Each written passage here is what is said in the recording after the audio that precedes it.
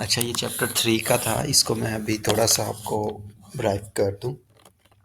Use case diagram और इसके usage description या यूजेज सिनेरियोज या यूजेज डिटेल्स, आप कुछ भी कह सकते हैं आपके टर्म में जो भी बात है। यहाँ पे ये इनको हम एक्टर्स बोलते हैं। और ये यहाँ पे ये जो चीज़ है इसको बाउंड्री बॉक्स बोलते हैं। ठीक है, ये सिस्टम बाउंड्री, मेन वर्ड इसके लिए हम यूज़ करते हैं सिस्टम बाउंड्री। ये जो है सिस्टम बाउंड्री कहलाती है। ठीक है, ये यूज़ केसेस कहलाते हैं ये वाले। ठीक है, ये ओवल शेप के अंदर ही लिए जाते हैं। ठीक है, इनको सब यूज़ केसेस कहते हैं। ठीक है, ये मेन, ये सब। ठीक है, अब डिफरेंट वेज होते हैं, सारे एक ही बॉक्स के अंदर भी आ सकते हैं, अलग अलग भी आ सकते हैं। ठीक है, मल्टीपल एक्टर्स होते हैं, उन सबको भी एक ही उसके अंदर डाल देते हैं। आपकी जो टेम्पलेट थी उसमें एक एक यूज़ केस को अलग अलग बनाया हुआ था, तो इस वजह से मैंने भी अलग अलग ही बनाया। ठीक है, एक ये इंक्लूड और एक्सटेंड का रिलेशन है।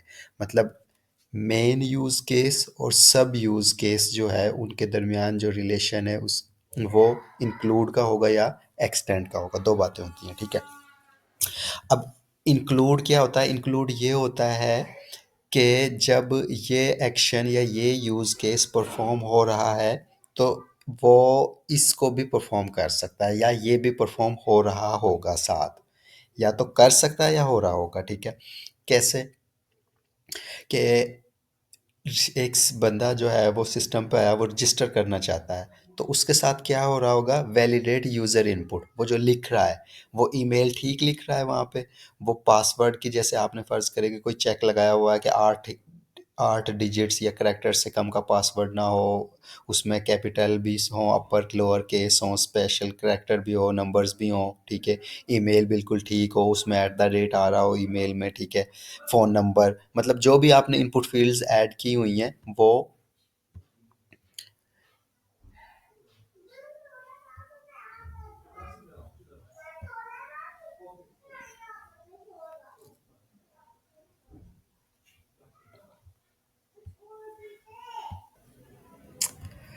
जैसे देखो, मैंने गूगल फॉर्म ओपन किया, यहाँ पे मैंने इसको रिक्वायर्ड कर दिया। अब गूगल फॉर्म जब आपके पास आ जाता है तो आपको डेटा, मतलब उसमें कुछ फील्ड्स होती हैं कि वो आपको उसमें वो फॉर्म उस वक्त तक जो है सबमिट नहीं होता जब तक आप उसमें नहीं ऐड कर देते वो चीज़ें, मतलब वो फील्ड्स को फिल नहीं कर देते। ठीक है, तो ऐसे ही मैं यहाँ पे बात कर रहा था कि ये वैलिडेट यूज़र इनपुट। ठीक है, अच्छा, ये इंक्लूड जब वो रजिस्टर कर रहा है तो वो ये एक्शन साथ साथ परफॉर्म हो रहे हैं। ठीक है, अगर ये परफॉर्म नहीं हो रहे तो वो रजिस्टर नहीं कर पाएगा, कि अगर उसने गलत ईमेल लिख दी तो वो नहीं कर पाएगा। ठीक है, गलत से मुराद ये है कि उसमें @ नहीं है, वो एग्जिस्ट ही नहीं करती। ठीक है, और एक्सटेंड ये होता है कि जब ये एक्शन परफॉर्म ना हो तो उसके अल्टरनेटिवली, ठीक है, उसके मुतबादिल जो काम कर सके।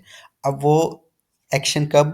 जब बिल्कुल ठीक चीज़ें लिख रहा है और फिर भी नहीं हो रहा। कैसे? अब मिसाल के तौर पे फ़र्ज़ करें कि वो ईमेल लिख रहा है जो पहले से उसने रजिस्टर दोबारा से रजिस्टर करने की कोशिश कर रहा है सेम क्रेडेंशियल्स के साथ।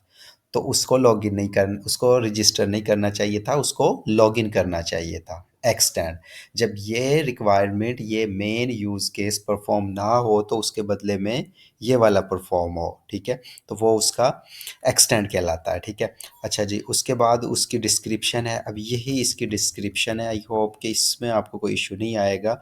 ये मैंने जो भी मैं मतलब अब वर्बली बोल रहा हूँ वो सारा यहाँ पे वो लिखा हुआ है। ठीक है, तो आपको इसको मतलब ये वीडियो देखने के बाद साथ साथ इतना आप सुनने के बाद इसको रीड करें तो ये आपको समझ में आ जाएगा। अच्छा जी, उसके बाद आ जाएँ नेक्स्ट पे, लॉगिन का आ गया। ठीक है, अब ये वही सारी चीज़ें हो गई। ठीक है, एक्सटेंड, इंक्लूड वगैरह बहुत चीज़ें तो आपको समझ में आ गई। लॉगिन, लॉगिन कर सकता है तो लॉगिन के साथ क्या है? Change password.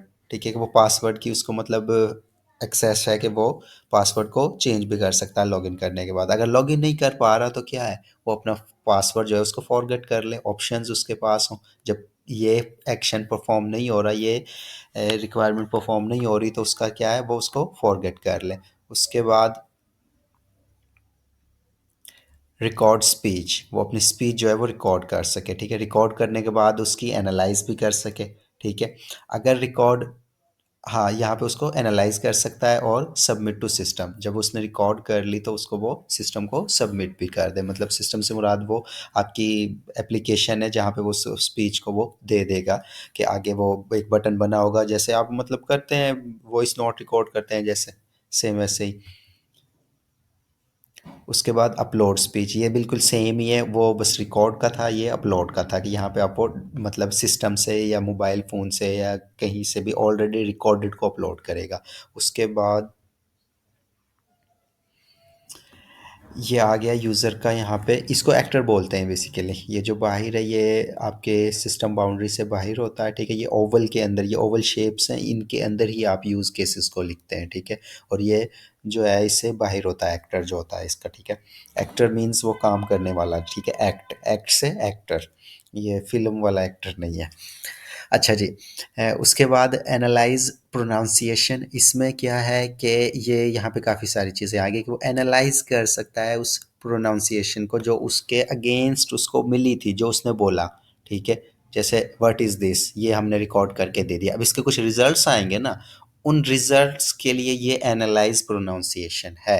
इसके अंदर क्या है, कन्वर्ट स्पीच टू फोनेम्स, कि वो उसके चेक कर सके, फोनेम्स को चेक कर सके, उसके रेफरेंसेस को कंपेयर कर सके, जो उसने बोला उसके क्या फोनेम्स थे, जो ओरिजिनल हैं उस वर्ड के वो क्या हैं उनको देख सके। उसके बाद डिटेक्ट एरर्स, वो उसको नज़र आ जाएंगे रेड के अंदर, ठीक है। उसकी फ्लुएंसी, स्ट्रेस वगैरह को जो है वो मेजर कर सके, और एक कंप्लीट स्कोर जो है वो कैलकुलेट कर सके, देख सके, ठीक है।